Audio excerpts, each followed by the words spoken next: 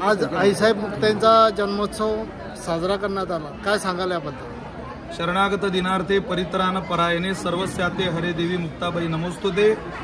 अध्यात्मात साहित्यात शोभून दिसणारी ग्रंथ परंपरा ज्या आदिशक्ती चित्कला मुक्ताबाईमुळे या महाराष्ट्रात संपन्न आहे।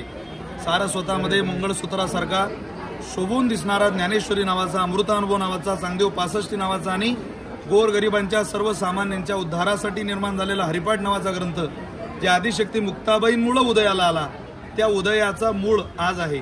आणि आज प्रमातिनाम संवत्सर अश्विन शुद्ध प्रतिपदा अर्थात घटस्थापना, आणि या घटस्थापनेच्या पवित्र दिनी आदिशक्ती मुक्ताबाईचा अवतार कार्य संपन्न झालेला आईसाहेबांचा जन्मोत्सव आहे।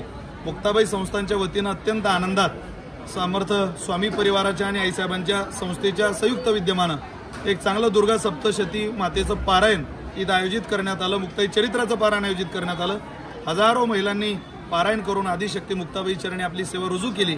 आनंदाची गोष्ट ही आहे की पहिल्यांदाच मुक्ताबाईचा उत्सव एक भव्यदिव्य स्वरूपामध्ये साजरा होत असताना वृंदावन या ठिकाणी सर्व फॉरेनर बंधूंच्या वतीनं मुक्ताबाई नामघोषाची नामावली बाकी बेरींच्या दरबारामध्ये प्रेम मंदिरामध्ये समर्पित करण्यात आली।